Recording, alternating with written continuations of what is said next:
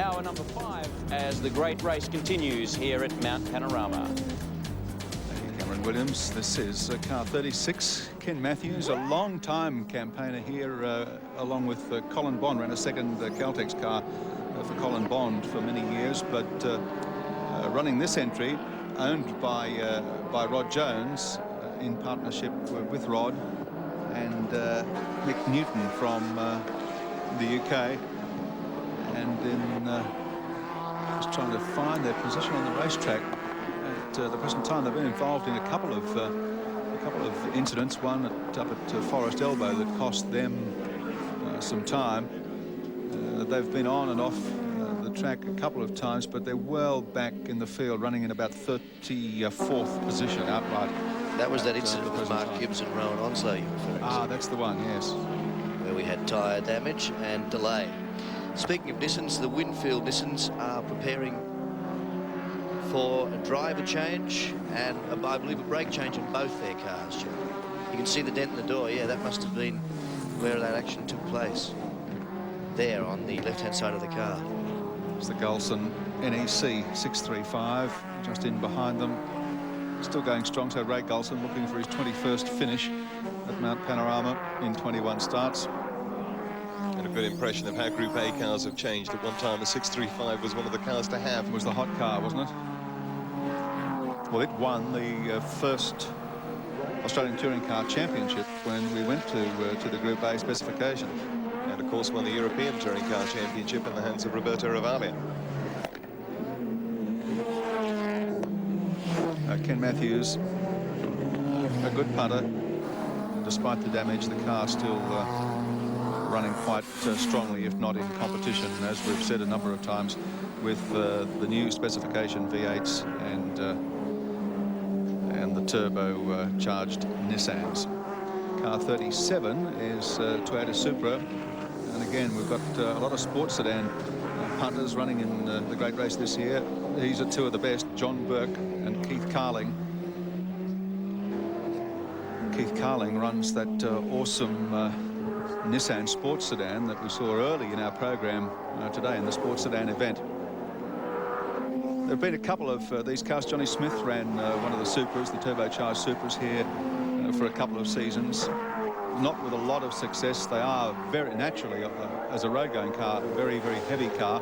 The biggest thing, the best thing they've got going for them is that they do have enormous brakes, marvellous brakes and good staying power, but just not the grunt to be competitive with the likes of the car in front of it at the moment. It's quite a character, Berkey. I used to have the old Shanley with him on a hot day when I worked at 2GO Gosford on the Central Coast.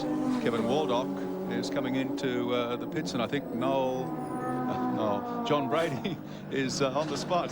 He is indeed. Thanks very much for that, Wilco. I'll get you for that. But Kevin Waldock coming in for a driver's change. Of course, John Hewson, he of the front right wheel, is in this team. So it'll be interesting to see how they go on their timing. But this car travelling very well, actually, as the privateers run. And Waldock's been very towy to get back into it. He's been trying to get it back in for a couple of laps now. He'll be keen to try and get back out and set some times. It's looking like a pretty good stop at the moment. All going according to plan, just tyres. 26 seconds so far, and they're about ready. So 34 seconds, and away goes Kevin Waldock. Yeah. Thank you, John Brady. We're in 17th position when they came into pit. So again, they're another team that, despite the early problems that John Hewson spoke about when he spoke to Bruce McAvaney, are running strongly at the right end of the day.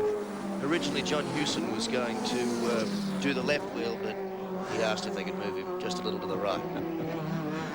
Car 74 with the green strip across the back. There's Peter Verheyen and Jeffrey Full.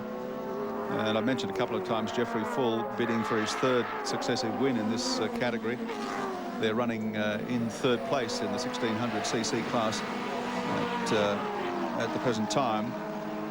He won it 2 years ago with David Ratcliffe and last year with Paul Morris. I have a feeling they might be up to second place in that class now because... oh, the Bates car is off, yes. The Bates twins from Canberra, unfortunately, have had to park their car. They're back again. They're back again in the race, are they? Oh, good. They did stop during the break, but apparently they've got the thing going again.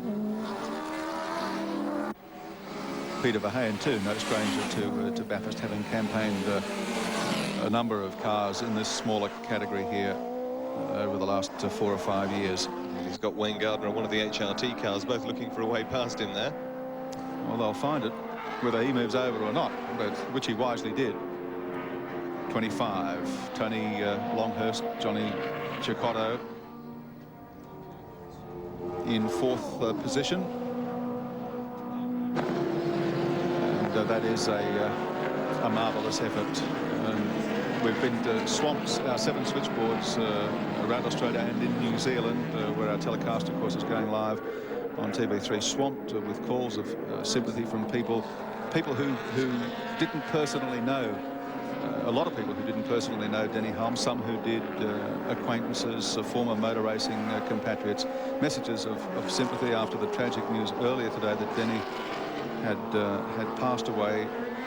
Apparently, there will be a coronial inquiry, but apparently suffering a massive heart attack, either resulting in the car clipping the wall or as a result of the car clipping the wall. That may never, ever be determined. The passing of a great man at the age of 56, 57, Denny Hulme.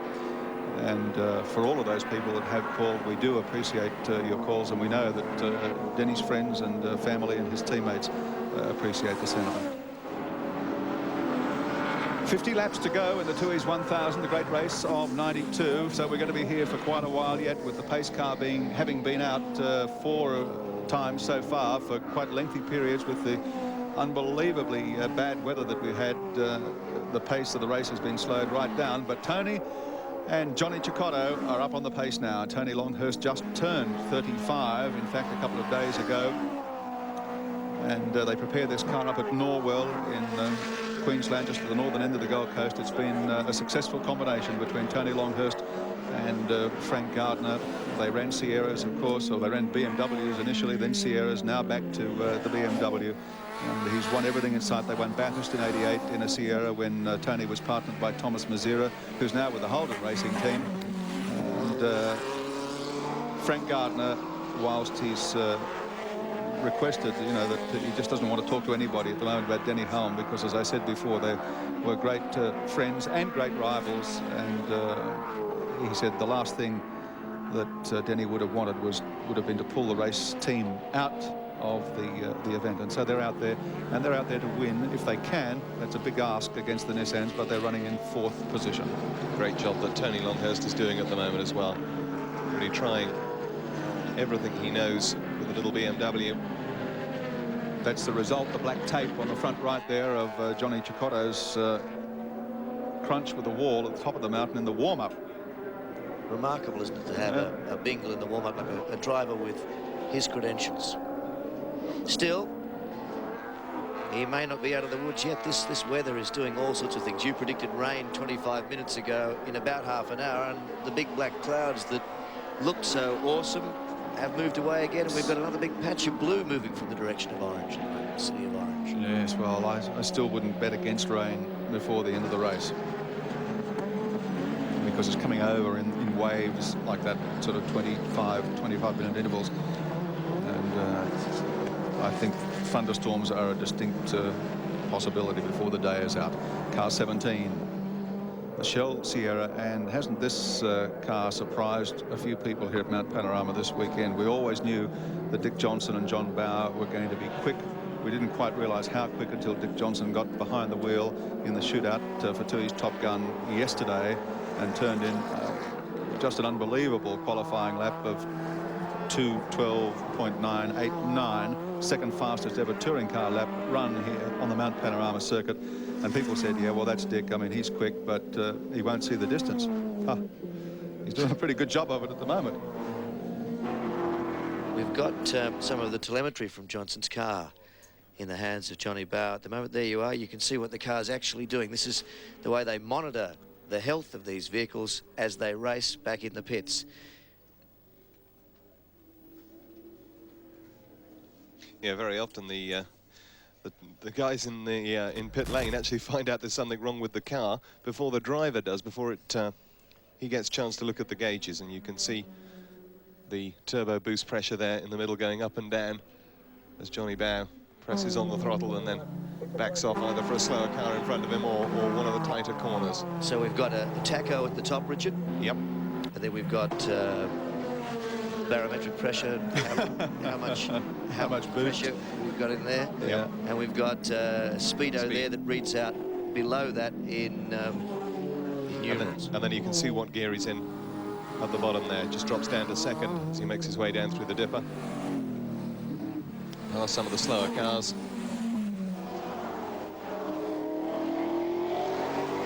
And now.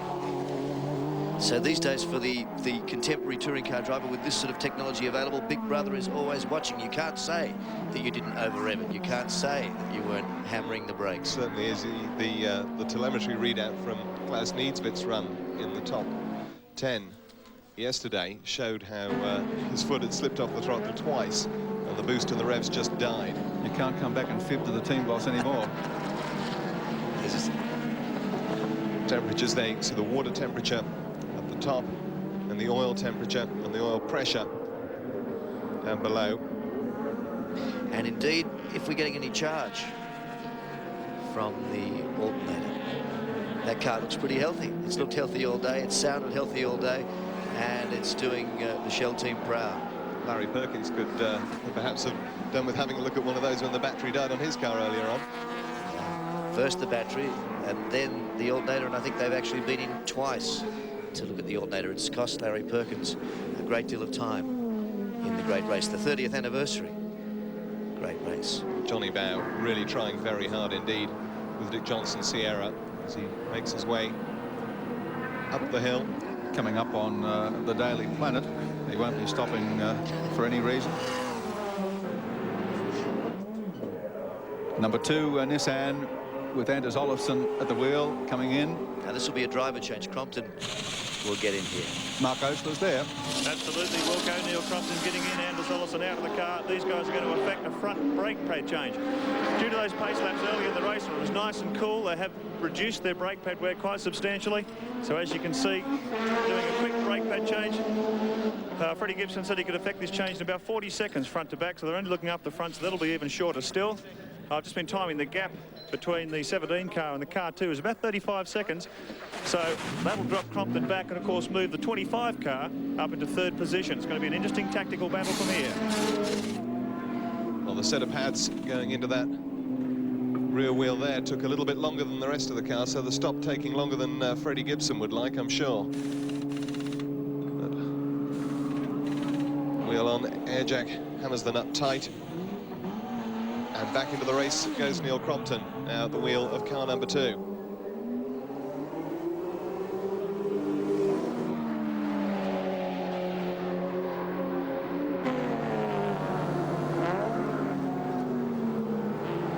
Here's John Bow, still pedaling hard. 2nd position overall. Now with the pit stop having taken place too. The Anders Olofsson Neil Crompton car well clear in 2nd of the 3rd place man. Still trying to close down the gap on the leader, Mark Scaife, at the wheel of the car that he shares with Jim Richards.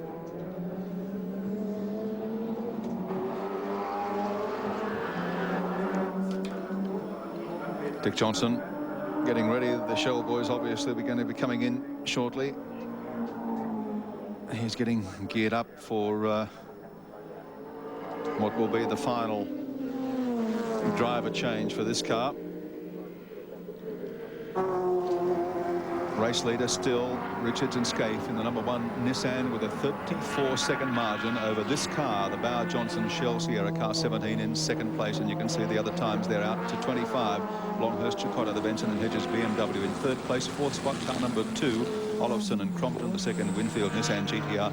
5th place held by car number 16 Win Percy, Alan Grice, the HRT Commodore. Friday night, the true lap 1:16 of 161. And while we're away, Mark Scaife into the pits, Jimmy Richards into the car. But while that was happening, that has enabled John Bow, the number 17 car, to go through and take over the lead in the race, but he has yet to pit, and there's the man that has to take over for the run to the checkered flag, and that's Dick Johnson. So plenty of drama here. JB has driven this car superbly.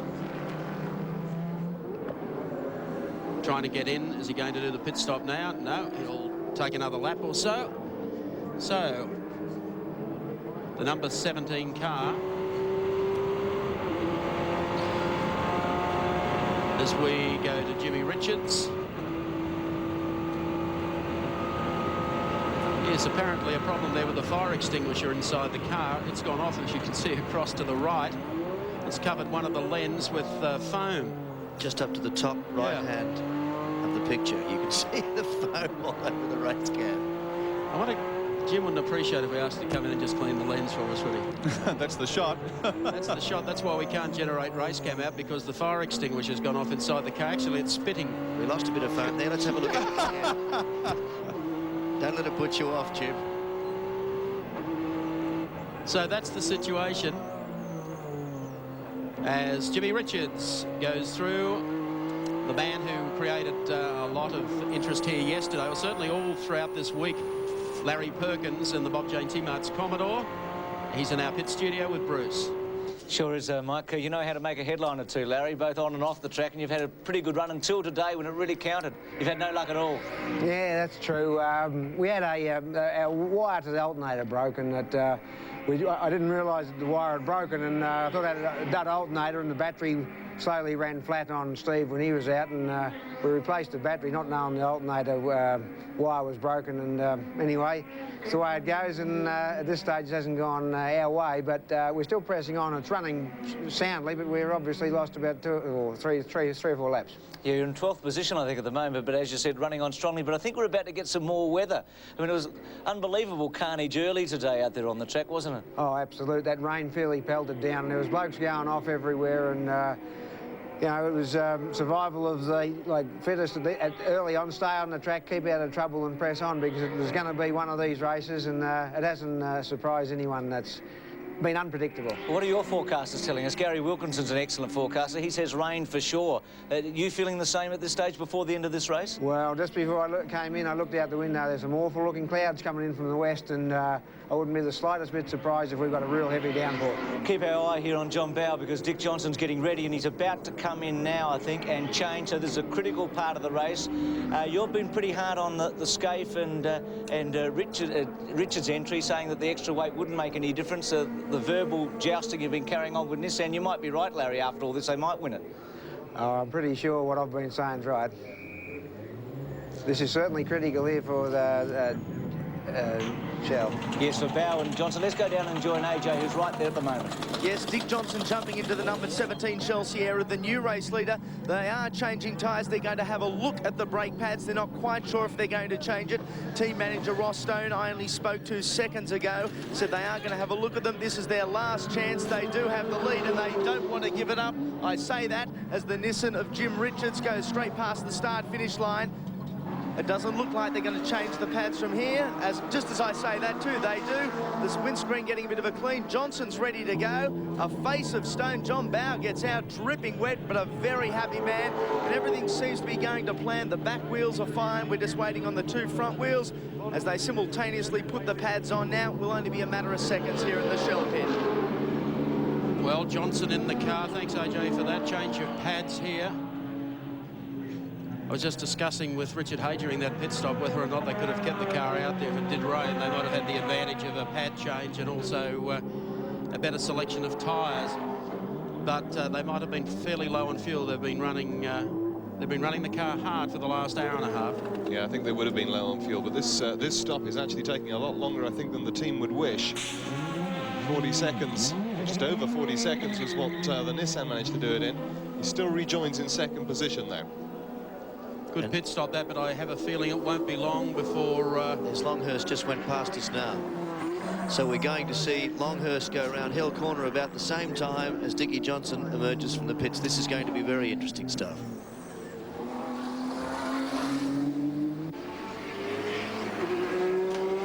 .58 seconds behind the lead car of Mark Scaife. Dick Johnson left the pits, and when he came in, I should tell you that he was just over 30 seconds in front, so that stop cost him about a minute and a half on the road. Well, Mark Scaife has done it so superbly here today, and with him in the pits at the moment, Mark Osler. Yeah, thanks, Mike. Mark Scaife, you just come in, the car's gone back into the lead, looking a very strong performance from the Nissans here today. Well, it's been a fantastic performance. You know, obviously the weather's helped us a little bit, but the car's fantastic. That's as hard as you can drive the car just then, and obviously the car's going very, very well. Are you surprised with the performance of Johnson's car? Well, I don't know. When I'm out there, I don't know what's happening, you know, but we were clawing away from Bowie just then. They've just come in for a stop, and looks like we're a bit further ahead again. We're all going to have to stop again, so, you know, like it's still a lottery. A lot of talk about the GTRs in those terrible conditions this morning. It looked very easy, but I'm sure it was very hard out there despite four-wheel drive. Well, you can imagine how hard it is with a, you know, 550 horsepower car on slicks. Whether it's four-wheel drive or two-wheel drive doesn't make much difference, especially when it's 1,500 kilos. When it gets away, it takes a fair bit of catching. What's the situation now? Will Jim take it through to the finish, or will you have another steer? Oh, I don't know. We're just going to go get changed, and, you know, if we need to, yeah, we'll change, but it doesn't matter. Best of luck, Mark. Great drive. Thank you. Yes, he'd worked up a fair old sweat there, Doug. Yes, he's putting a lot of energy into it. These motor cars, even on a cold day like today at Bathurst, can cause you to lose a few kilos in body fluids. Great shot there of the approach to Caltex Chase. Tony Longhurst, number 25, Benson and Hedges BMW. And there's Dickie Johnson. So that's the race. Dickie Johnson only two cars in front of Tony Longhurst. This should be quite an interesting contest over the next few laps, particularly if that rain we've been talking about starts to fall. I heard a whisper that it was raining again at the top of the mountain. We'll have to keep an eye on that as these guys go up Mountain Straight. Yeah, just been a few light spits of rain, but looking very, very threatening again. Well, Tony is position number 3. They have clawed their way through the field in what has been a tragic day in many respects for the B&H BMW team, with Denny Holmes sustaining a heart attack, as we understand, rearing off the track into a concrete wall. Tony's problems this morning with the 25 car, Johnny Cicotto, hitting the wall up there, putting them behind with their preparation, and they've done an excellent job here today. A few spots of rain now falling here in pit lane, and we have a report from Orange: hailstorms.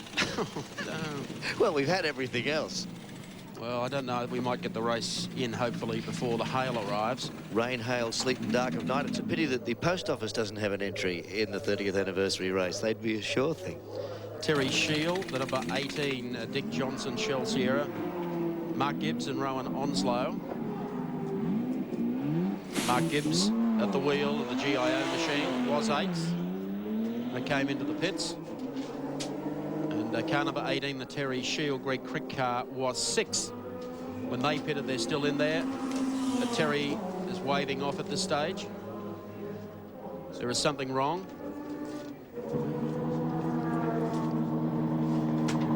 They go back to the front of the car. Give me a drink, he says. Hanging out. You don't need a two-way radio for that one. Would you deprive an engine of oil? That's what I was saying before about losing body fluids. You could actually lose kilos driving these cars, regardless of the exterior conditions. If only it worked in the commentary booth, we'd all be healthier men. I suppose so. Particularly tough in these cars, the turbo cars, because they generate so much more heat.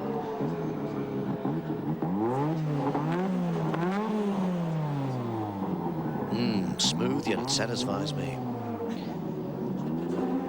What would they be drinking? Mike, do you know what they put in that mix? There's probably a few electrolytes, like the sort of things that athletes take. Yeah, big glucose. Glucose. Base Now, mix. he's about to fire it, yes. So he gets off and running as the 17 car heads up the top. 18 rejoins in 8th position. They've dropped two spots in the pits. So Dickie Johnson through Repco corner on the way to the cutting. Looking for Tony Longhurst in the BMW. Have a look where how the gap is between those cars. Dickie's about 60 seconds astern of Jim Richards, Yep. and we're looking for a gap from Dick Johnson back to Tony Longhurst. Quite a race on our hands. With all the attrition early, we might have assumed that it would turn into a procession. The GTRs look to have their stamp all over this race, but you know, when you consider that we've got the second place car only 60 seconds behind, with 30 or 40 laps to go. I mean, anything could still happen. It has in the past in this race, and it can once again, especially with these clouds looming. Yes, they're certainly getting darker at the top of the mountain. And the thought of hail is a great shot from our chopper cam. And that's Longhurst there. That's the gap from second back to third. You saw it there. You saw Dickie Johnson go through on it straight first. That's Tony Longhurst. We should be able to see that gap now. Dick gets away quickly down the straight. To Caltech's chase. The HRT Commodore comes through. There goes Johnson. Here comes Longhurst. Now on a dry track, Dick should be able to get away up the hill. Looking at a finish of, given the lap times, our race centre organiser Alan Horsley indicates maybe a 5:10 or 5:15 Eastern finish. But it all depends on the weather. We won't hold Nostradamus, Horsley. The Park Parsons, Peter Jackson Sierra coming up behind Longhurst as they haul into Mountain Straight.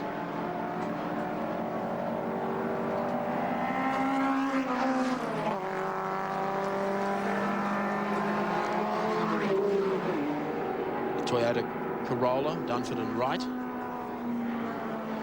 Heads down Subaru Straight towards Caltech's chase. It's one of two entries in the race by Bob Holden, the veteran Bathurst campaigner. Bob driving one himself with Dennis Rogers, and as Mike said, Ted Dunford and Brad Wright piloting the 78 entry.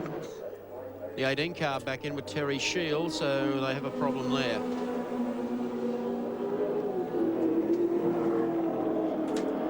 The hood is up very quickly, and Sheila's ready to step out of the car. Going to take his seat. 18 in the pits. Went in there running in 8th. Last pit stop around it, went in running 6th. So their woes continue. Late in the race, the two cars have run perfectly today. None better than the 17 car, Johnson and Bauer.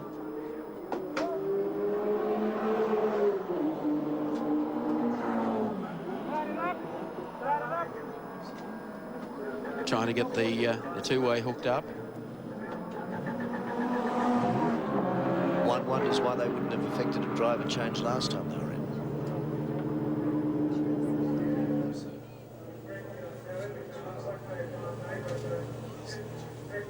Not a lot of urgency down there. Water in the computer, I believe, Mike. More water damage. Well, they're doing it tough. Kevin Waldock, Brett Peters, the Playscape Ampol Sierra. Good to see another of the very talented young drivers getting a lick at the big time here with Kevin Waldock. I'm talking about Brett Peters, who has been a terrific campaigner in the Formula Ford series around Australia for the past several seasons.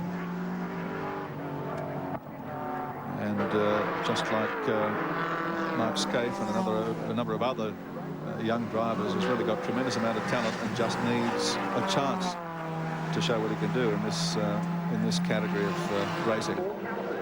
28, the Playscape Ampol car running 18th on the road as 05, the Mobile Commodore, goes through. They've been steady all day. Peter Brock back at wheel of 05. He likes a bit of a howl, doesn't he, when it dries out, Peter? He's got a lot of catching up to do. Gap out to about a minute 4. That's car number 1 to Dick Johnson, 17. Then, of course, Tony Longhurst, about 7 seconds behind. Then the number 2, Winfield Nissan GTR, and it's about 4:05 back behind the leader. So it all relies on Jimmy Richards in car number 1. And there he goes up Mountain Straight as we check them out on the Caltex race score. Jimmy Richards and Mark Scaife. the leaders over Dick Johnson and John Bowe. Third, Longhurst and Chicotto and the Benson and Hedges BMW. Fourth is the number 2 car, Neil Crompton, Anders Olofsson, and rounding out the 5, number 16, Percy and Grice. Don't go away. More of the great race to come when we return. 1000 continues. For our TV3 viewers, we're working lap 124 of 161. Robbie Kerr of New Zealand and Todd Watson in the Tic Tac New Zealand Commodore. It's been running around all day, well off the pace, but at least they're there. Yeah, I mean, fairly frequent visitors to the pits with one problem or another, but still going, as you say, Mike, which is something of an achievement in itself after all the great races thrown in the way of weather conditions and everything else so far this year. Keeping in mind they're in the pits on lap 3 with a harmonic balancer problem. So they've come out and they've steered around all day. Robbie Kerr and Todd Watson from New Zealand. Well, heading up to about 3:40 Eastern Australia. Don't forget you have the opportunity to win that Tui's 1000 competition. All you have to do is dial the number right across Australia, 00 55 60375. You give your name, your telephone number, and the number of the cars you think that will finish first, second and third. Will it be the number 1 Nissan over 17 Johnson and the 2 Nissan, or Longhurst being there? Well, it's worthwhile entering, let me tell you, because you could win a jet set tour to the 93 Indy 500, 6 nights accommodation, 1,000 spending money on one of 10 car radio stereos from Strathfield Car Radios. So you've only got 20 minutes to nominate. The phone's shut at 4 o'clock Eastern, 0055 60375. Top 3 at the moment. Car number 1, Mark Scaife in the lead. Dick Johnson in 2nd place. And this man in 3rd place, Tony Longhurst. Longhurst due into the pits at the end of this lap for a driver change to Johnny Chicotto and to take on board fuel and tyres. And of course the number 2 Nissan, Neil Crompton at the wheel there. He's done a great job for them today. Downed microphone. So we've seen the scrap going on for 3rd and 4th as Crompton moves to the outside of the BMW, going down Conrod straight towards Caltex Chase. And moves up a place into 3rd. So Longhurst will lose that 3rd place before going into the pits. Crompus will be very happy with his performance. He loves his motor racing, takes it very seriously. I was talking to him recently and he feels that working television might have set back his motor racing career because some people have regarded him sadly as a bit of a show pony. I think he's demonstrated his stuff here today. He's in charge of the most powerful car, one of the most powerful cars in the race, and he's certainly doing the Winfield GTR credit. He certainly is. Okay, Tony Longhurst coming in for critical pit stop for them. There's Johnny Chicotto waiting to take over the car. Looks like a regulation pit stop. Just checking that tape holding the front together. Not a bad change. Let's go down to Johnny Ray. Looks fairly regulation and fairly orderly, John. Well, as regulation as it can be on this car. You've got to remember a lot of what was repositioned on the front after that crash before the race actually started is holding there with a wing and a prayer. So they're checking that all the time. This is, in fact, their last pit stop. So it's important to them to get it going smoothly. They've taken 30 seconds at it so far. Now, assuming they don't have any time, 35 seconds for the stop. Chicotto in the car. He'll drive it now till the end. Assuming they don't have any tyres and nothing else goes wrong, we won't see them in the pit again. Thank you, John. 25, the B&H BMW went into the pits running in 4th, rejoins in 4th, so they haven't dropped anything, except I think that was Gentleman Jim, was it not? Just put a lap on him. Just put a lap on him. So it's going to be very difficult it's going to really require some bad luck besetting others for good luck, the B&H team this afternoon. So Tony has been fairly physical in the car. He's done a great job. As Johnny Chicotto, who started the day in the morning warm-up,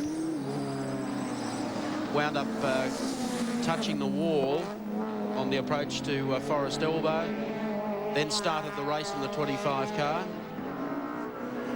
Now 3 cars on the same lap. The number 1 Winfield Nissan GTR Jimmy Richards at the wheel. Number 17, the Shell Sierra with Dick Johnson at the wheel, and number 2 with Neil Crompton at the wheel, the second of the GTRs.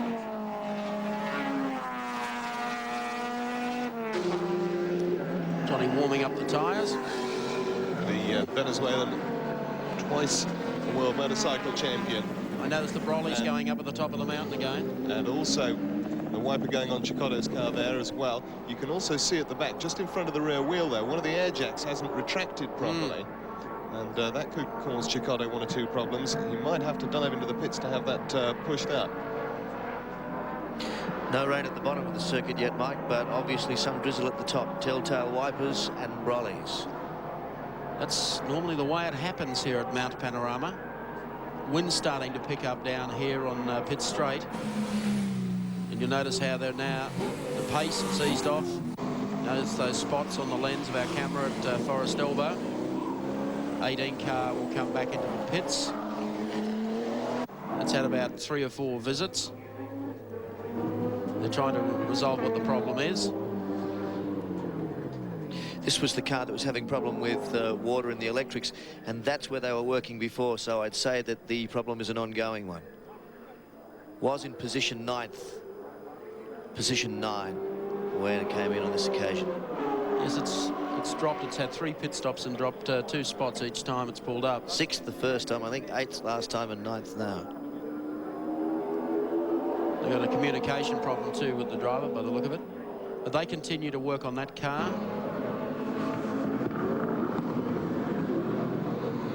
Here's the number 55 car. It's the second of the Mobile Commodores. Andy Medecky and Troy Dunstan. Dunstan at the wheel at the moment. As the GIO Nissan. That's Mark Gibbs at the wheel. It's the battle for 6th and 7th.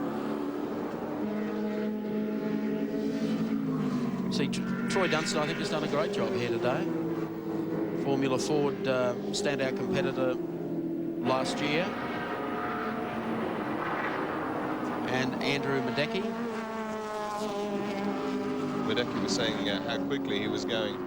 In fact, Troy Dunstan, what a great performance he was putting up in the wet earlier on.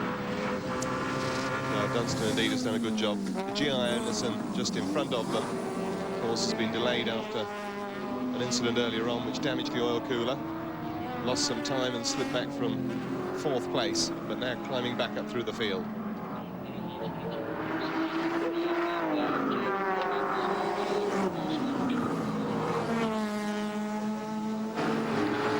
Start to see water on the road at the top of the mountain as Dunstan goes through.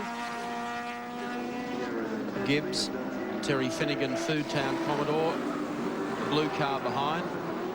Terry's one of the unsung heroes of the privateers.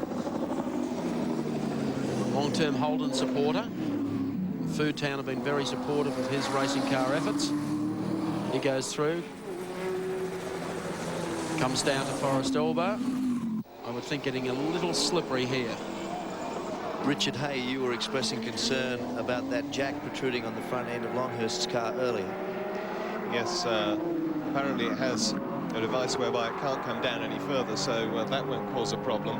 But what they will be worried about in the B&H pit is the weather, because if it does rain, it'll lose them the advantage that they might have by the others having to make an extra pit stop. They swing down, right-hand kick towards Caltech's chase. So Troy Dunstan, 55 Mobile Commodore. It's run perfectly all day. Both Andy Medecky and Troy have given this car a good ride. No incidents. Mark Gibbs escaping from view there.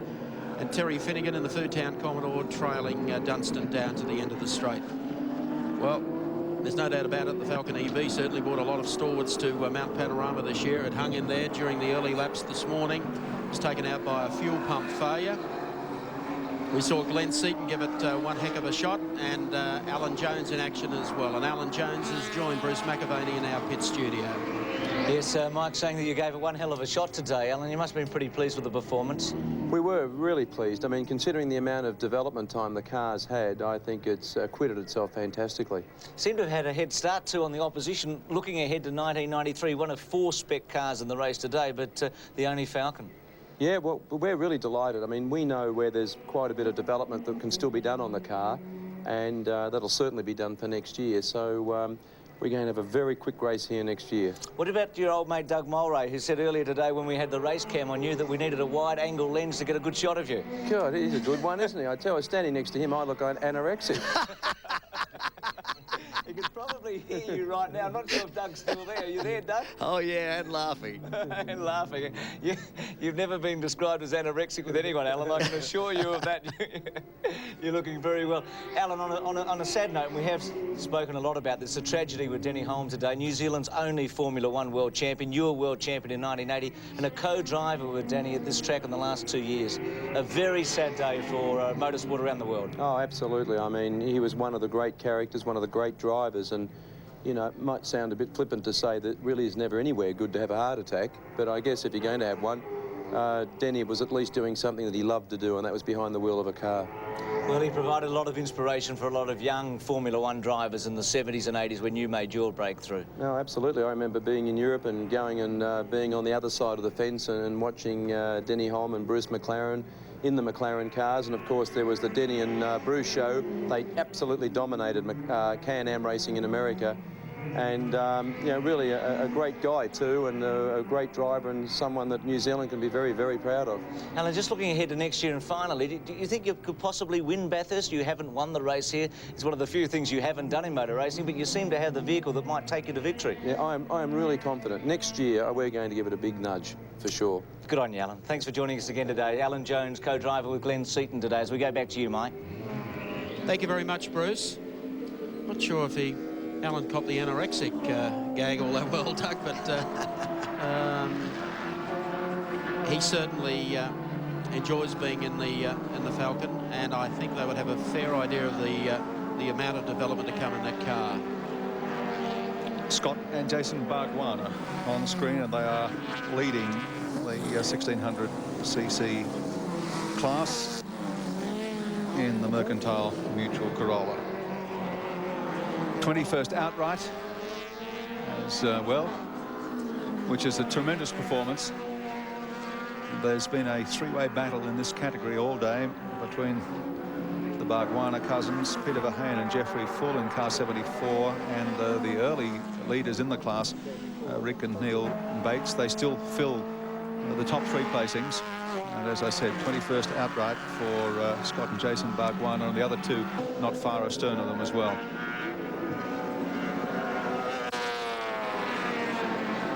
Ian Barnes, the Toyota Corolla, started 46th in the 47 car lineup today. They've battled around nicely, and I paid a compliment earlier today to some of the guys running in the Corolla class. Now, on occasions here at Mount Panorama, we've heard some of the guns being very, very critical of the guys in the slow cars. Today, been relatively free of incident, and they've been watching their mirrors because the speed difference is horrifying. Yeah, these guys have to spend almost as much time looking backwards through the mirrors as they do looking forwards, with the difference being so great, particularly on the straights, of course. Especially under the conditions we saw earlier. You saw that shunt, you got a Sierra running into a Commodore. Imagine if that Sierra had run into the back of a Corolla, the speed differential there being, what, 100, 120 kilometres an hour down that straight. It's enormous down the straight, Doug, yeah. Calvin Gardner, Mike Conway, Jeff Forshaw, the Mountain Motorsport entry car 76, another in this category. And another act of a gentleman waved him going into the corner to tell him that he was staying to the outside, pass on the inside, which he did. That enabled the Win Percy Alan Grice car not to really lose any time sitting in behind the Corolla. Well, you'd be doing it for your own survival as well, wouldn't you? Well, you certainly wouldn't want the Commodore punting you into BP cutting. And where's it gone? It's only just passed him, but 4 seconds ago, and it's out of sight.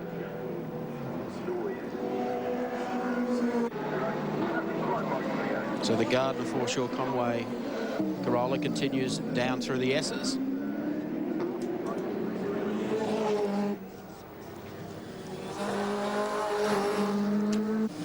They've certainly been consistent all day here at Mount Panorama.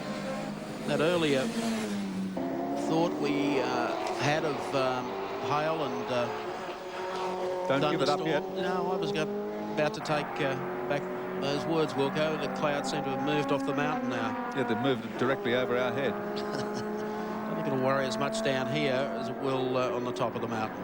So 76 continues down the Subaru Straight.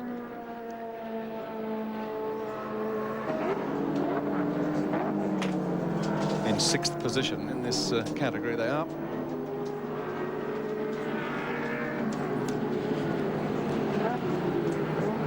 It comes down to Caltech's Chase.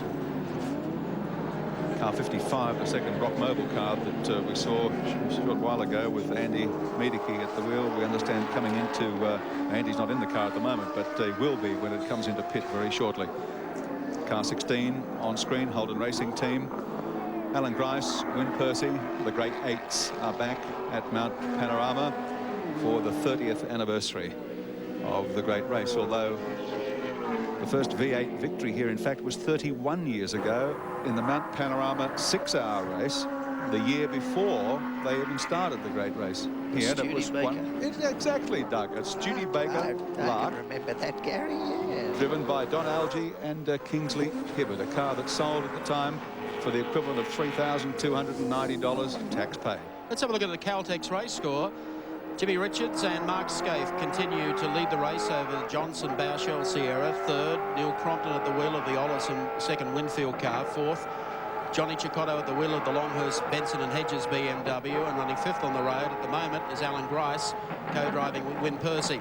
In sixth is the Gibbs Onslow GTR. Seventh, Medecky Dunstan in the Mobile Commodore. Eighth is Parkin Parsons in the Peter Jackson Sierra. Ninth, Harrison Cook in the Daily Planet Commodore.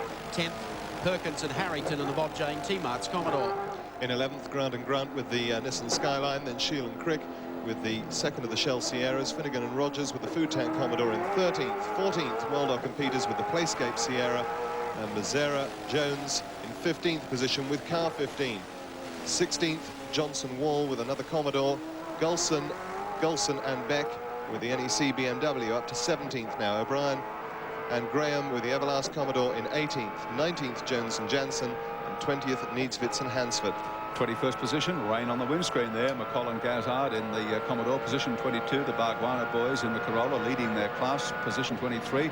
Verheyen and Full also in a Corolla. Then car 70, Bates and Bates, third in their class.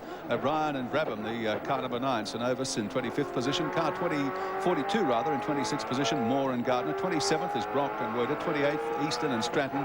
Car 29, Dunford and Wright in the Corolla. And car 30, Gardner and Conway also in a Corolla. Position 31 is Murphy and Barnes in the Corolla, then Burke and Carling's Toyota Supra. The rare Talbot Corolla was in 33rd. 34th is Matthews and Newton. 35th, Seaton and Jones. That car is out, and so too most of the other vehicles behind, including Binding and Tyndall, Dillman and Cotter. Holden and Jones, Kerr and Watson, that still continues, but it's trying to pick up the gaps left by the other cars that have dropped out. Reed and Ashby are out. We're back to 41st, 42nd, Hopwood and Boss and Jack English and Lamont in 43. Morris and the late Denny Holm 44th. 45th is Wilmington and Watkinson. And rounding off the field, Sala and Weeks in the Ford Sierra, one of the first out, and the first out was 47-8, Bond and Smith in the Caltex Sierra. That's the complete field, how they run in the Tui's 1000 from Bathurst. Good afternoon. Welcome back. 6 hours gone in the great race. Only the fittest survive. They've been out there in all sorts of conditions for over 130 laps now. And unfortunately, the Bates twins, either Neil or Rick there, had a bit of trouble with the conditions, and they're not one of the fittest. They will not survive. Back in the pits, leader of the opposition, politically speaking at least, John Hewson, was hard at work for the Playscape Sierra team. Good stop for them. Soon after, the number 2 Nissan pitted with Neil Crompton taking over for Anders Olofsson. They were in 3rd spot at that stage. Then Jim Richards had an interesting encounter here with Race Cam when his fire extinguisher started to spit at some sort of an imaginary fire there. Perhaps it was warning him that the rain was about to come back. It did threaten, but so far it's held off, and they're racing in fine conditions as they head towards the 7th hour and the checkered flag. Holden is back on the mountain, and they are back with a vengeance. The Chevy engine V8. Alan Grice, Wyn Percy, car number 16, the Holden Racing Team in 5th position at the present time. This car has run hot and strong all day. But I'll tell you what, I don't know how much longer this will continue, because those ugly storm clouds are regathering overhead, and it might be time to take a look at a mountain memory of '87, which was our last race under these kind of conditions.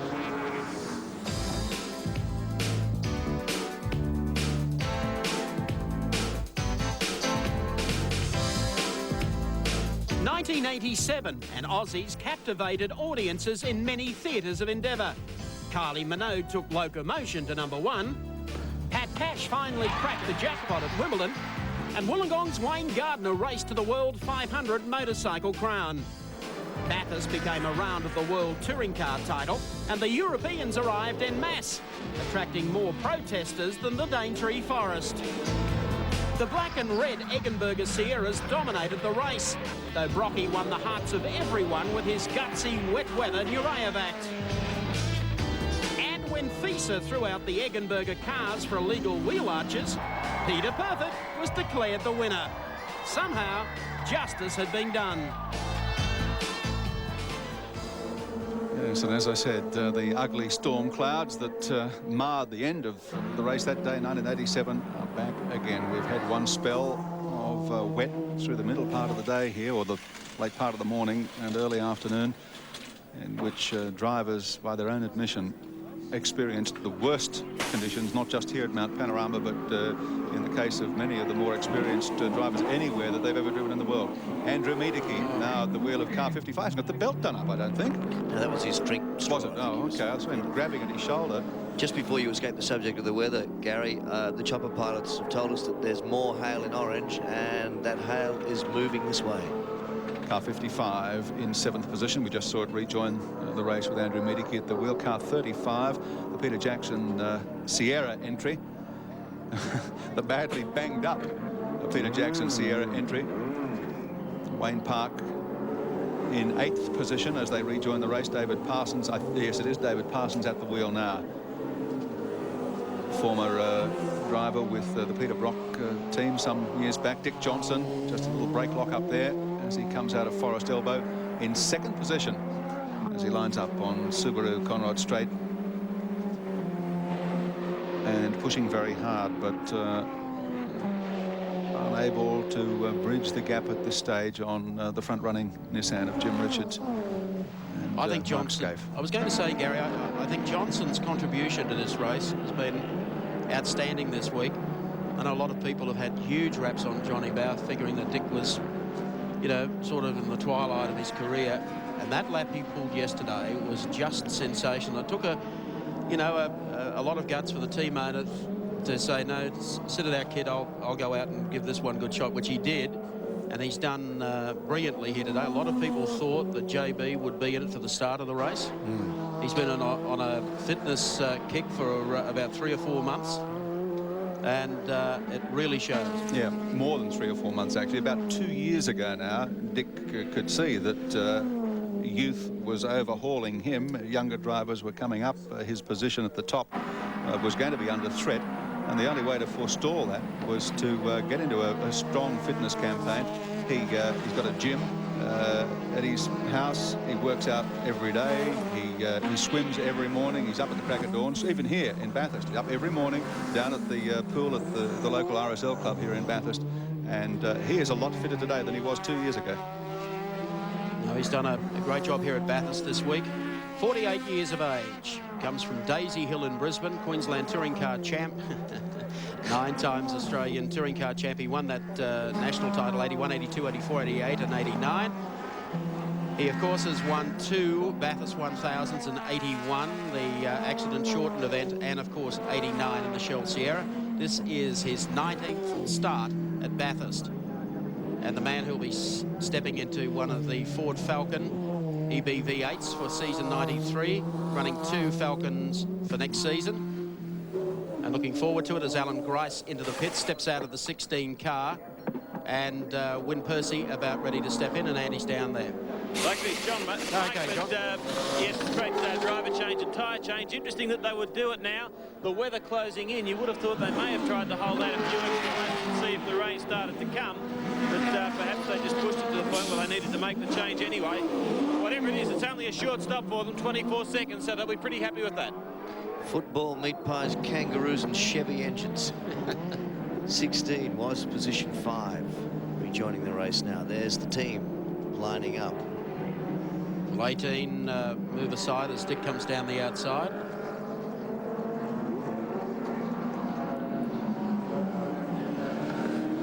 They come around the turn. Actually, Dick has been making some inroads at Mark Scaife's lead over the past couple of laps. In one lap, he pulled about 4 seconds. The next lap it was 1 second, so we weren't quite sure whether or not Mark was held up in traffic. But Johnny Bow, car number 17, who is paired with Dick Johnson, will be delighted with where they're standing. You got a bit of a smile on your face, JB.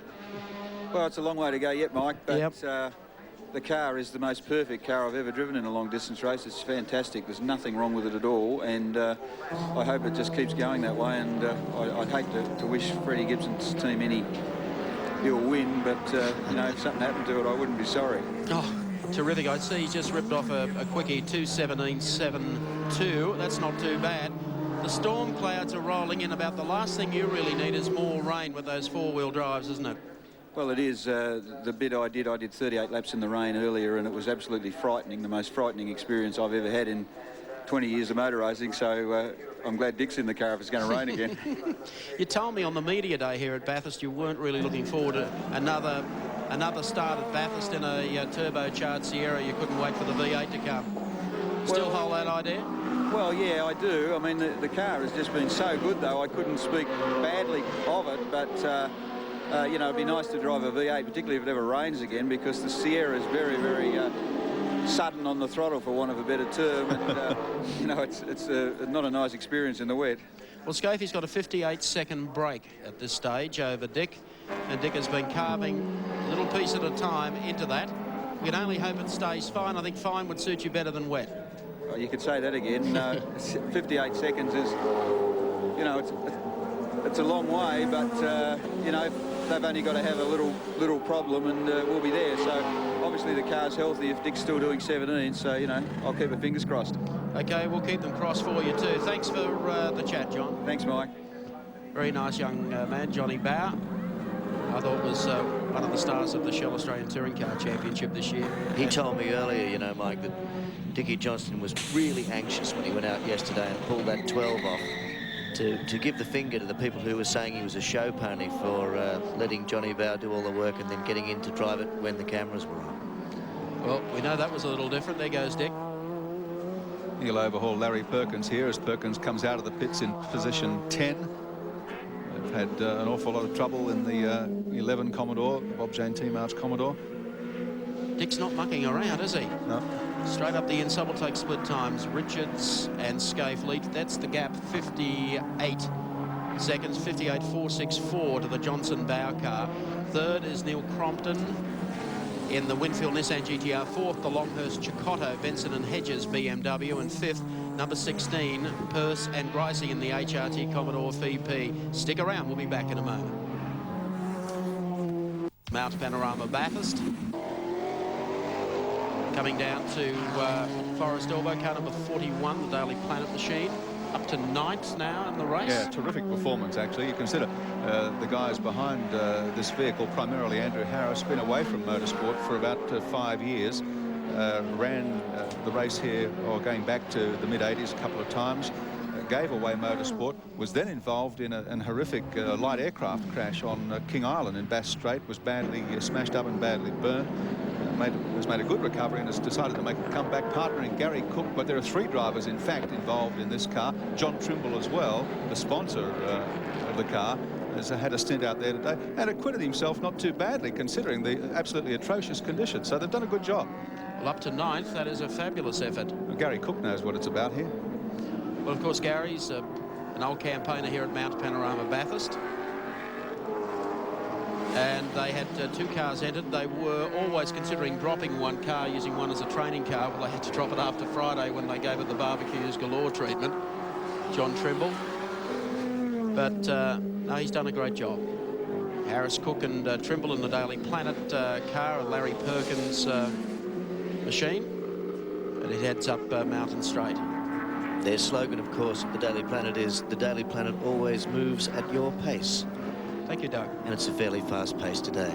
They also have a wonderful jukebox, I believe. Right. That's what Coming you up said, to the wasn't it, top. Wilco? Yes. Coming up to the top of the mountain. Johnson was making inroads at about 1.5 seconds to 2 seconds a lap on Mark Scaife there for about 4 or 5 laps. In the meantime, we go back down to the pits for the changeover between Thomas Mazira.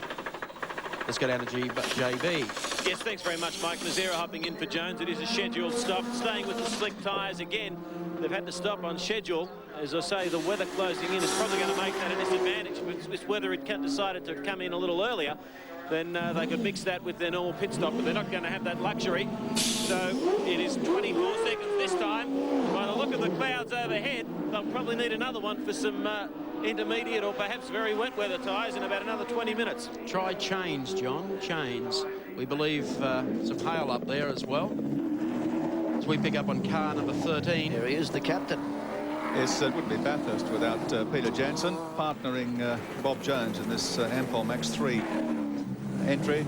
They got the wrong Jones up there, although it was Bradley, but that's a nice wrap on Bob Jones and Captain Peter Jansen. Car 13, position number 20. He's having a helmet made in the shape of a deerstalker cap, I believe, for next year's race. Johnson again hauls on down. Sponsored by Ampol, the Bob Jones car with Captain Peter Jansen. Good to see them getting behind this team, privateers. Nicely turned out car. They were here for the media day. I think the captain, who must be in the veteran class, be enjoying his run. He's had some great success here at the mountain over the years. People tend to smile when you say Captain Peter Jansen, but his name is in the records. He's been a place getter here in the outright category, yes. And has been known to steal the show from the front-running cars right on the finish line with handbrake spins and all sorts of things. The other good thing about Peter is you have to admire he doesn't drive all that often, doesn't race all that often. I think probably, you know, an occasional run here or there, and you come to Bathurst. We're talking about how serious Dick Johnson has been getting fit. Not quite sure if the captain's been on that same diet. He's been working the elbow. But he's done a great job, Bob Jones and the Ampol Max machine. And just ahead of him is Barry Graham or young Brian Callaghan heading to the top of the hill. The Everlast Commodore with Bill O'Brien. They're still in there, looking for a strong finish here today. That's the Hendricks entry, the Gem Spares car that we saw. It went off earlier, but they've managed to get it fixed up and back on again. And you can see the storm moving in. And I would say it's not too many minutes away now. It's very narrow, that band of rain and hail, though, and it could bypass us. I mean, there's grey cloud everywhere, but we're just looking at a shaft of precipitation about 6 or 7 miles wide, and if that goes by us, I think the race will be a lot better for it. It's hard not to get hit by a 6-mile wide sledgehammer, though, isn't it? I'm worried about these guys. I'm a caring person, and I also have my car parked out the back. Okay. And mine. And yours. Larry Perkins gives the captain a go-by as they head off the top of the hill and through Mazda Forest Elbow. Car 11, Larry Perkins in 10th position still, and that's a remarkable effort when considering the trouble they've had. Yeah, absolutely. Still loves his motor racing. Pete Jansen talking to him during the week. Looks forward to it. Thinks Bathurst is a place you just can't avoid in October. There he comes up behind a couple of the slower cars, or the smaller cars, I should say. Study of concentration. So the 13 Ampol Max machine continues down on the inside here in a bit of a braking duel. Very, very tidy indeed. I guess you're all sitting at home saying, is that storm going to break? We hope it doesn't. Because if it does, I don't know what they're going to do here. The hail starts coming in. That's exactly what happened back at the last wet race we had here. Well, they could always flag the race and declare a result. At least we've passed the 2/3 race distance. Yes. Well, we're talking Commodores here. Brock's engine sounding very flat. He just came past us pit straight, sounding very second-hand. He's had every other problem in the world today, Brocky. I'm sure he won't be surprised to hear that his engine's now going off song. Nissan race cam, Jim Richards, Winfield Nissan #1, the race leader. By about a minute, they'll be coming in for a stop shortly.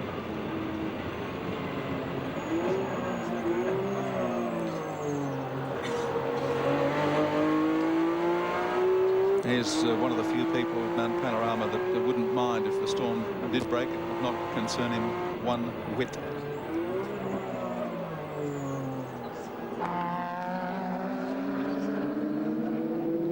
On the start-finish straight here at Mount Panorama, past Ken Matthews, Sierra, for about the 5th time. 20 laps remaining in the great race of 92. About 45 minutes or so, as long as the storm doesn't break and we don't get the pace car back again.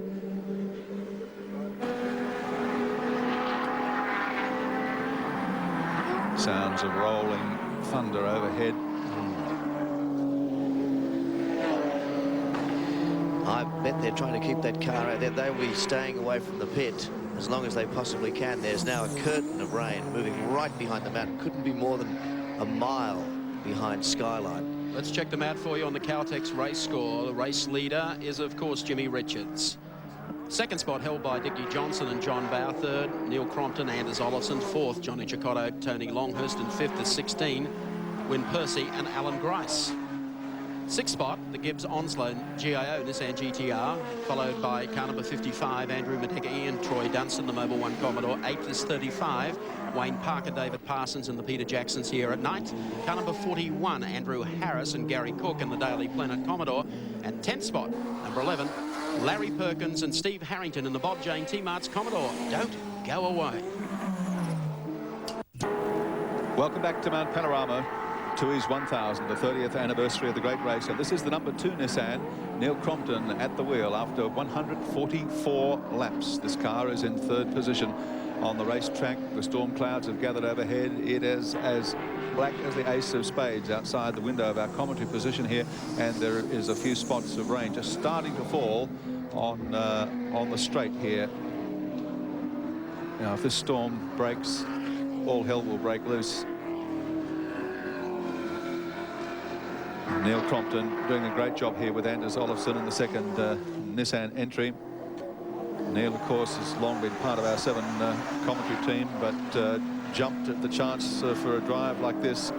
Just 31 years of age and has a terrific record for a guy who really, until just recently, has been a part-time driver. Has had a couple of starts here. Has had a 5th place finish in the 12-hour race, a 5th place finish in the 1990 Tooheys 1000 and 3rd in the 92 Australian Drivers' Championship. What we don't see on those stats, Gary, is a reference to Neil's success on motorbikes as a kid too. He's been a petrol head since he was able to walk, really.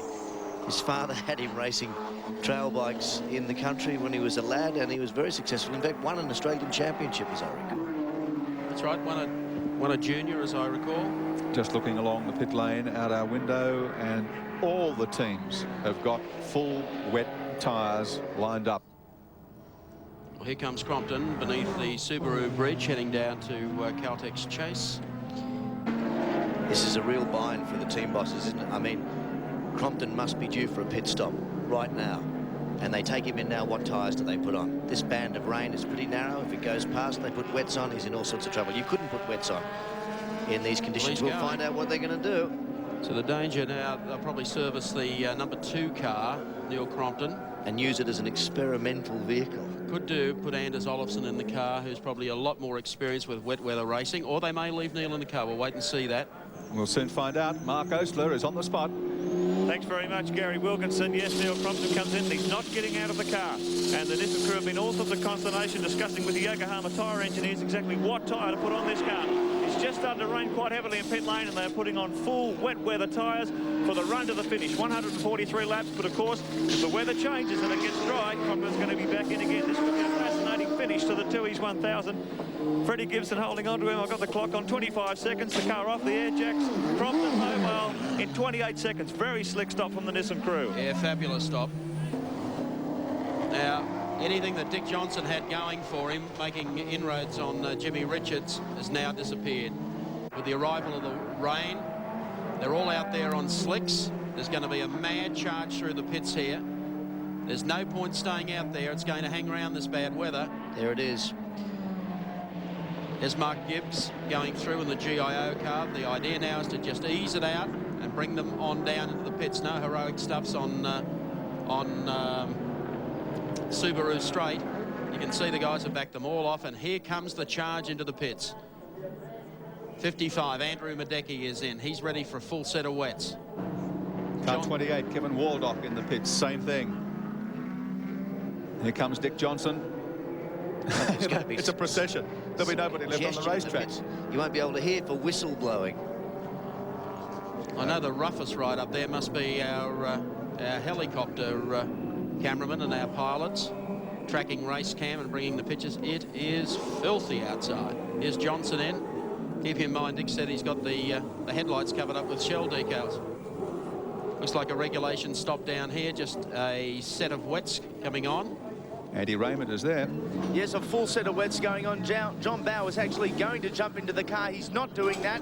The team very concerned about time. Team manager Ross Stone is really giving the boys a lot of hurry up here. As I said, the full wets are on as the Perth Gracie car goes out, and Johnson is just about ready. Now he's going down from the hoist, and Dickie Johnson's back in action. The Gibbs Onslow car goes as well. There's going to be a mad charge out of pit lane. Pace car, I think, is going to come out as well. Make sure that cars don't stay out there, because you can see what's happened up there. The 76 it is. One of the Corolla, the 1600cc cars, Calvin Gardner, Jeff Forshaw, Mike Conway. I couldn't quite see which of them was in the car, but he's out, he's okay. We can see that much. Well, he's just okay. Oh, no, Jimmy Richards has hit the wall. Well, Richo, of course, stuck on slicks and no traction at all, even for a four-wheel drive Nissan. Well, here's Crompton's chance to be the ultimate hero. That car is not going anywhere else but the pits this afternoon. The rain is now hitting the commentary booth so hard, you can hear it. I would expect we might see a red flag. I can see them stopping this race. Yeah. Yes. They must stop the race. This is it. This will be the end. The red flag will be out before we finish our next sentence, I would say. Well, now, if that happens, what they usually do is backdate the race by a lap or so, which could well see Jimmy Richards and Mark Scaife still taking victory. Listen to the crowd. The top of the hill. This is the kind of send-off, and I don't want to... Oh, no. Oh, no.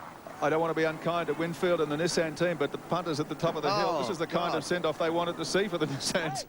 well, the Nissan's got in. Jim went in gingerly, but he was trying to wipe off speed. Fred Gibson. If they don't stop the race, there won't be any cars left to complete it anyway.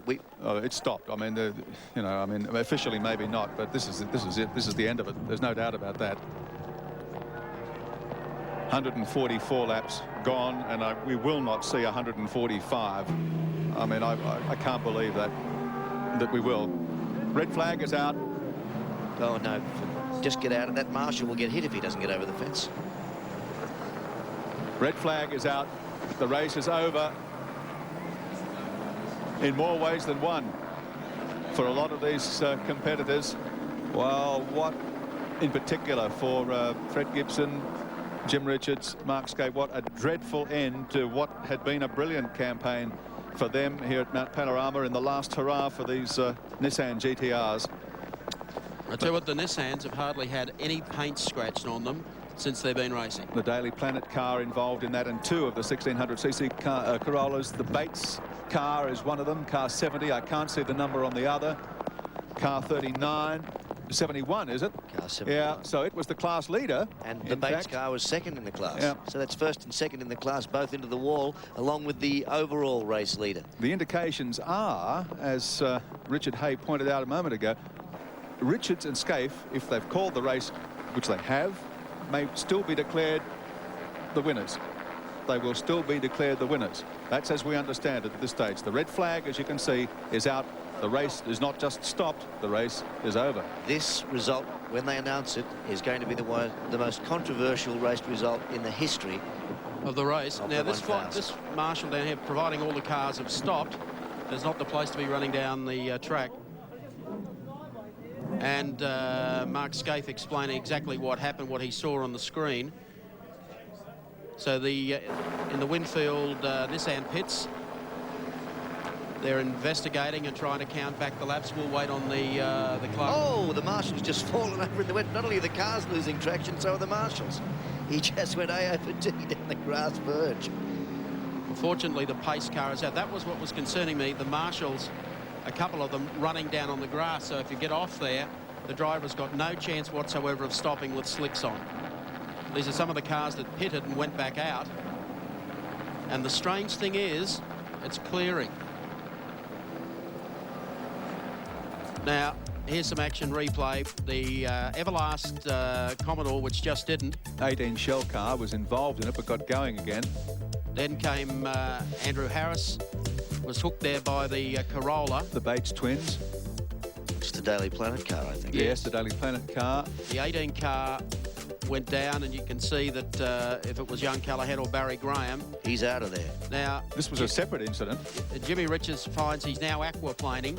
The left front is doing nothing as he just comes through here. There's a kink to the left. He turns the wheel, but that breaks the back end of the car away. He's got the lights on, the brakes on, clips the back of a tail first. He can't wipe off any speed, and there he goes into the Daily Planet car, and the Planet car goes into the Corolla that's parked down there on the wall.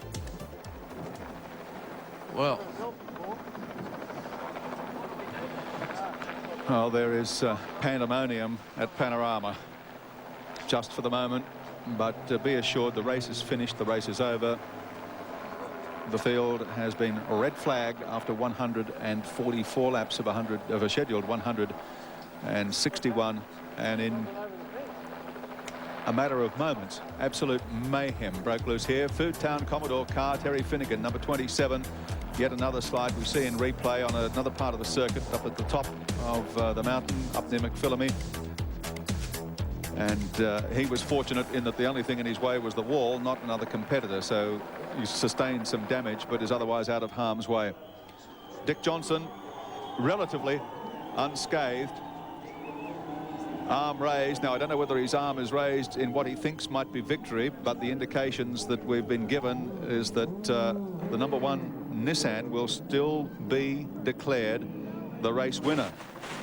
Well, if the race is red flagged, normally what the drivers would do is come around and stop on the grid, so that may well be why he raised his arm to let the guys behind know that he was stopping, but the pace car carried on, so they've now all set off after it again. There's another incident coming up for you that we captured. Oh, this is Jimmy Richards, is it? Replay. This is the Richards incident. What happened? It's a car that's got loose, and it's the Johnson car. And Jim, no. He's cleared that. That's Crompton, is it? I think it so. could have been, yeah, from the back. So some harrowing moments for the drivers out there. That storm has gone through, but they've hung the red flag. There's the storm moving away from Bathurst now. And the cars are returning, so the race is definitely over. If they go back to the last recorded lap, that'll still give the win to Jimmy Richards and Mark Scaife. But at this stage, we're trying to investigate, because pit stops are on at that stage, whether or not Dick Johnson finishes second or Neil Crompton finishes second. But there's the rest of the vehicles returning to the pit area. So the officials, the clerk, of course, Tim Schenken, has decided that is enough. Now, depending on, for the spectators here, who they support, we could have a very, very vocal presentation ceremony coming up a little later on. But there's the carnage coming out of Forest Elbow.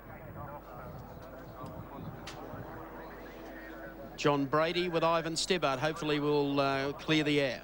Yes, thank you very much, Mike. Ivan, red flag, it is all over, Red Rover? All over, yes, unfortunately, but as you can see now, the weather's clearing up, but it's too late, it's all over, so we've declared it, and the time crews are now working out the final result. Not afraid that you may have jumped a little early? No, not if you saw what was happening there with some of those cars. It was a bit dangerous, and unfortunately some of them don't heed the caution flags, and you only need one or two to do that, and that's what caused that problem. OK, the $64 question, who is the winner? I would say car one. The race has got to be declared at the last full lap before the red flag went out, and he was still leading at that stage. How close was he to the next full lap at the time? Not sure until we get to the timekeepers on that, but he had a full lap up on him on the other cars, so that should be okay. So that'll leave him out. The number 2 car still clear as well? I think so, until we work out what's happened there exactly. I think the results are much as they were the lap before. Frustrating end to a 30th anniversary. Frustrating, yes, but this is shades of 87 all over again, isn't it?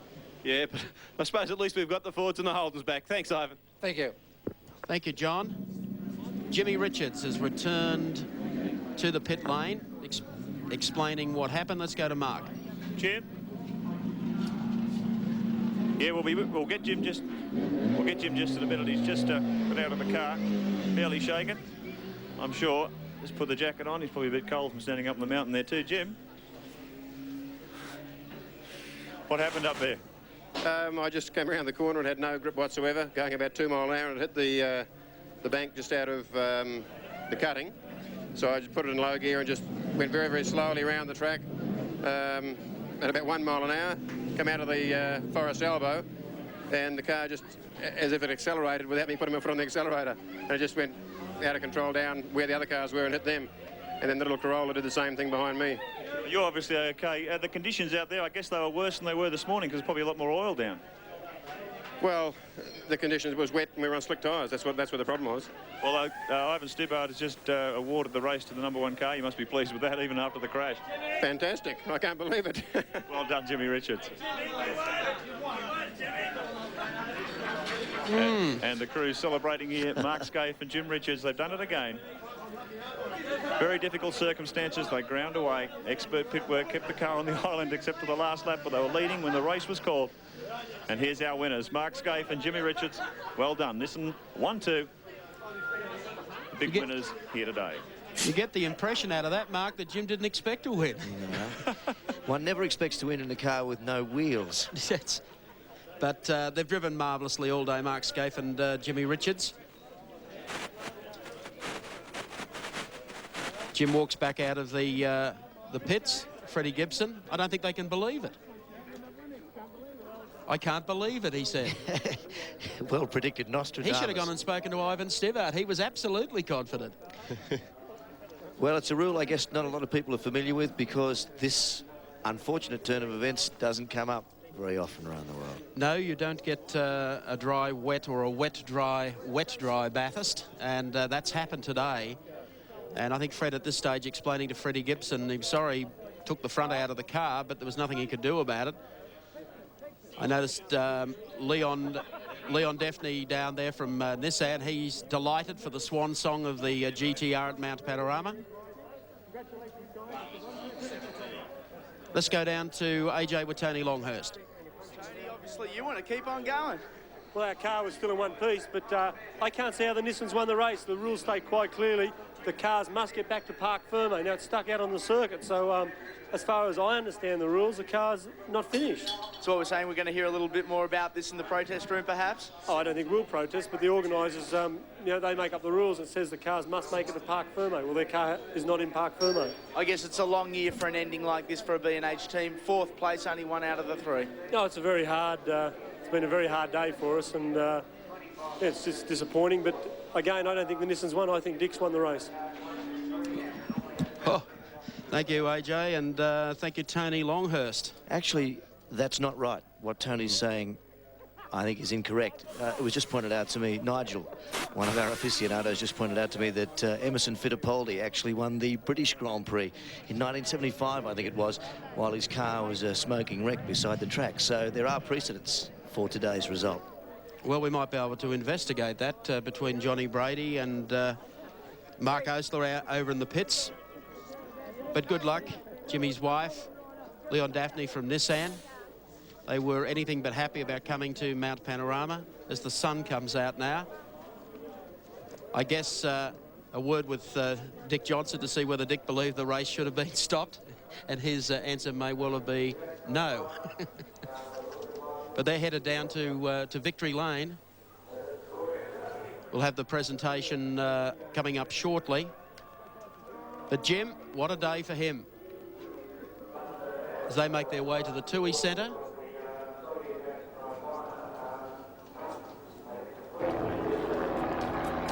Now, this is as we understand it. These are unofficial at this stage, to be confirmed on the Caltex race score. Jim Richards, Mark Scaife and the Winfield Nissan GTR winning the 1992 edition Tooheys 1000 over Dick Johnson and John Bowe. Neil Crompton and Anders Olofsson finishing in third. Longhurst and Chicotto in fourth. And Wynne Percy and Alan Grice in fifth spot. We'll clear that out for you when we return. It's McDonald's Funny Fry Friends with Tracker. Rollin' Rocker. You've been watching the Tooheys 1000. And Jimmy Richards and Mark Scaife will be in Victory Lane shortly. We have a rainbow out. We have the sun out now. But one must really support the officials. I mean, we had the track block, which meant that the pace car was going to come out anyway. We've taken for ages. However, a very spectacular finish to today's race. There's the 76 car being loaded on the tilt tray truck to be taken back. Looks like the Bob Jones, Peter Jansen car is also receiving attention there at the top of the mountain beneath the Tooheys Bridge. After a superb drive from Bob and Peter Jansen today. And here is where it all went wrong on the exit to Forest Elbow. The Toyota is wedged in there. We have the GTR Nissan, the Winfield entry. I think the Barry Graham Everlast car, sharing with Bill O'Brien and Brian Callahan. There's a bit of a panic on in the middle of all that, Mike. There certainly is. There's Andrew Harrison, the Daily Planet Commodore, that was positioned as high as 9th today in the field. 71 there is the Toyota Corolla, which, depending on exactly when the race is stopped and so on, may have won the baby class as well. Yes, the placings that we give you are obviously going to be provisional in the other classes. And I guess there's the new Spec 93 class. Well, I think Wynne Percy. Wynne Percy and Alan Grice will have won that, because I'm fairly sure they were still actually running, so they would have crossed the line. They'd be in Parc Fermé, and there wouldn't be too many arguments about them winning that class, would there? Well, I don't really know. I'm going to leave it to the people who do what they do so well, the lap scorers.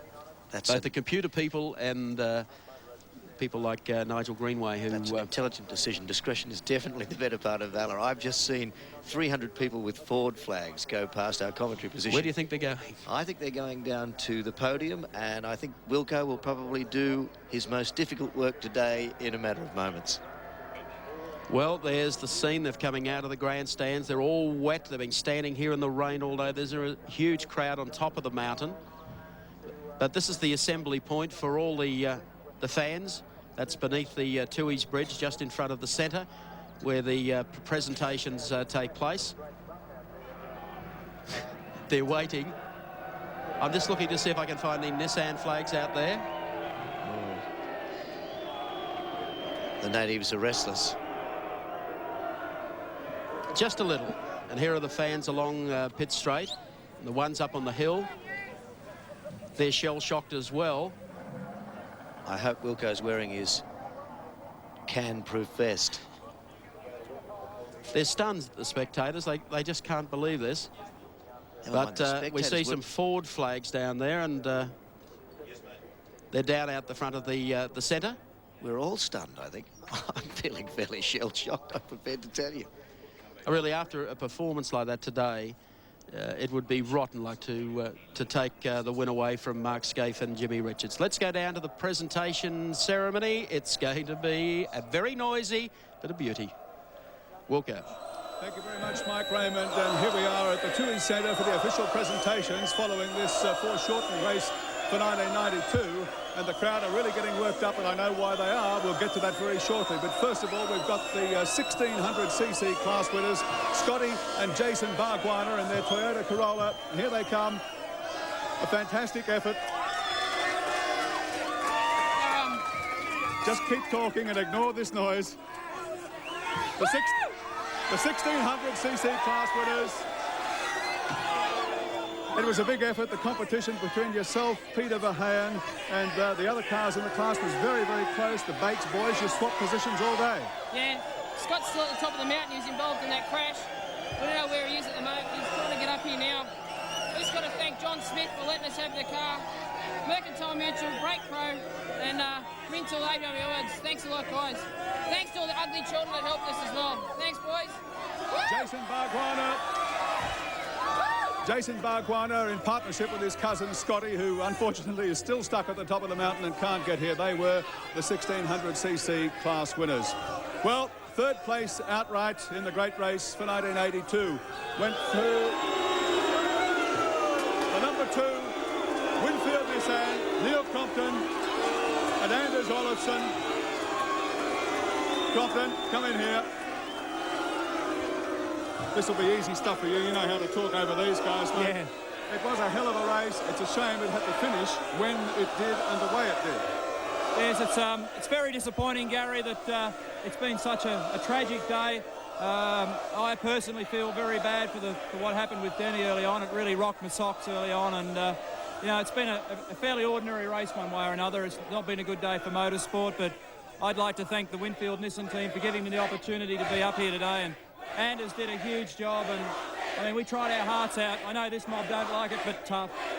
Neil Crompton and Anders Olofsson, third outright in the Tooheys 1000 for 1992. Now, they keep saying, Anders, we can get you in here briefly. Yeah. This is a different kind of experience to what you're used to in motorsport in Europe. Yeah, but I like it anyway. I think it's nice with all the fans looking for their heroes in the other kind of cars, and I don't mind if they cheer them up a lot. It gives us a good feeling as well. The situation is not too bad. Congratulations on a wonderful effort. Thank you very much. Anders Olofsson and Neil Crompton.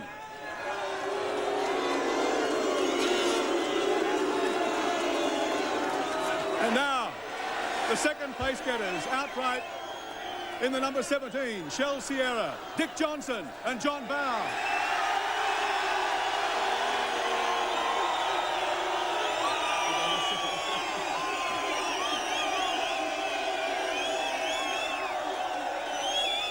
Well, we'll go. I don't know where the hell we are, but I really don't. There seems to be some confusion about that. Well, I suppose there would be. We'll go, really. You know, it's just one of those races. It's been up and down all day, isn't it? What was your interpretation of events at the finish? Did you think you were third, second, first, 15th? Well, after I passed Jim up the hill, I thought, well, we've got to be number 1, surely. But obviously, you can be beaten by a crash car. Well, they claim that the result is declared on the placings at the end of the lap preceding the red flag, and that Jim was in front at that point. I can't understand why they red flagged it, but that's the official's decision, and I'll just have to go by it, won't I? Well, it's a bit of disappointment, but the fans are still here in support, and next year, of course, things change. We're saying goodbye to the turbos, and I know you'll be back campaigning harder than ever. Well, we'll just have to come back next year and win it in the Falcon. Johnny Bowe, briefly. Conditions, as you said. The whole of Tasmania must be here. Must be.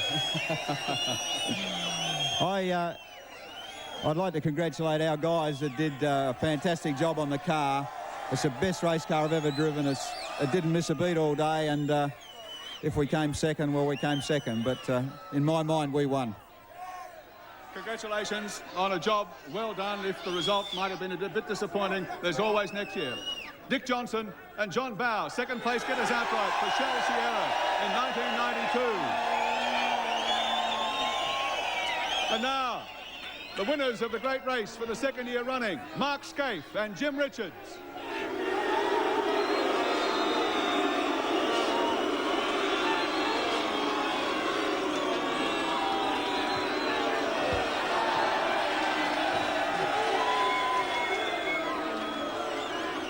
Well, it's a slightly hostile reception. A slightly hostile reception, Mark, but you always knew that you were going to get that to some degree. But regardless, forgetting all of that, it was a triumph out there today because they were the most adverse conditions that you could possibly have experienced. Well, it was, but like we led the race all day. I can't believe this, you know, like the Nissan cars, Winfield, we've won the race. That's how it is. Jim? Conditions a little crowded here.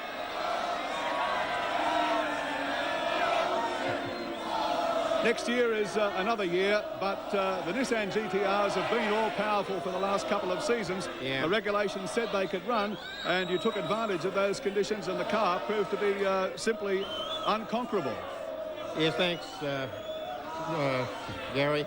I'm just really stunned for words. I can't believe the reception. I thought Australian race fans had a lot more to go than this. This is bloody disgraceful.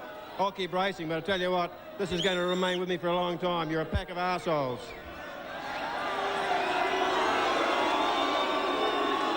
Well, bitter words, and in some ways understandable from Jim Richards, because these guys put a lot of effort and a lot of money, a lot of blood, sweat and tears into the team effort that have brought them victory here for the past 2 seasons. And it doesn't matter what you say or who you support otherwise, they fully deserve the Tooheys Trophy to be presented by the Managing Director of Tooheys, Mr. Michael Westlake.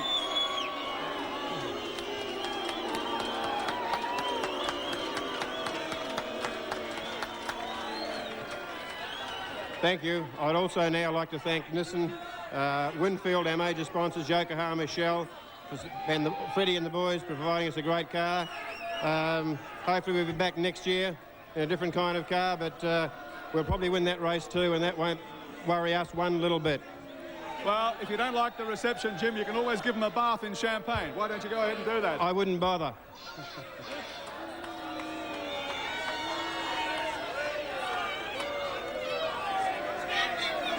The 1992 Tooheys 1000 will certainly go down in the history books as one to remember. Jim Richards, Mark Scaife, you've certainly won a great race. Bit of controversy, but you put in a great effort, and considering that only a few months ago we weren't sure you were here, I'm sure that a lot of people are pleased to see you up here today. To Dick Johnson, the runner-up, congratulations also. A very hard race, and I'm sure that the results will be discussed for a long time to come. But in the event, the Nissans have won. Just like the Nissans, Tooheys 1000 lives to be a great race. It goes down as one of the great races in the world, and to stand up here and to take the laurels is to be a great winner. Tooheys Draft is also a great winner, and we're very proud to be associated with this great event. To all the organisers, congratulations and well done, especially to Channel 7, to the Bathurst Council, to the RDC, and more particularly to everyone here today who makes this event so memorable, so exciting. Congratulations, Mark. Congratulations, Jim. Well done and all the best. Mr. Michael Westlake, Managing Director of Tooheys. It's been a controversial finish to a very controversial race. Mike Raymond. Thank you, Gary Wilkinson. Yes, one can only feel distress, actually, for Jimmy Richards and for Mark Scaife. They have driven the Nissan GTR all day long in very adverse conditions. Looks like Jimmy's settling down a bit. Yeah, I think he is now, but that is not what you really expect. Certainly, I'm a bit disappointed between the crowd and Jim Richards. They're stealing my act. Okay, let's have a look now at the Caltex race score. These are the placings as of the Australian Racing Drivers Club. Jim Richards and Mark Scaife, the winners in the Winfield Nissan GTR. On the same lap, Dick Johnson and John Bowe placed second in the Shell Sierra. On the same lap in third place, Neil Crompton and Anders Olofsson. Down one lap in fourth place, 25, Tony Longhurst, Johnny Cicotto in the Benson & Hedges BMW. On the same lap in fifth, 16, Win Percy, Alan Grice, the Holden Racing Team Commodore. In sixth place, car number 4, Mark Gibbs and Rowan Onslow in the GIO Nissan GTR. Ahead of seventh placed 55, Andrew Madecki and Troy Dunstan in the Mobil 1 Commodore. Eighth place, 35, Wayne Park and David Parsons in the Peter Jackson Sierra. Ninth place, car number 11, Larry Perkins and Steve Harrington in the Bob Jane T-Mart's Commodore. And rounding out the top 10, car number 41, the Andrew Harris, Gary Cook Daily Planet Commodore. Stick with us. We'll be back in a moment.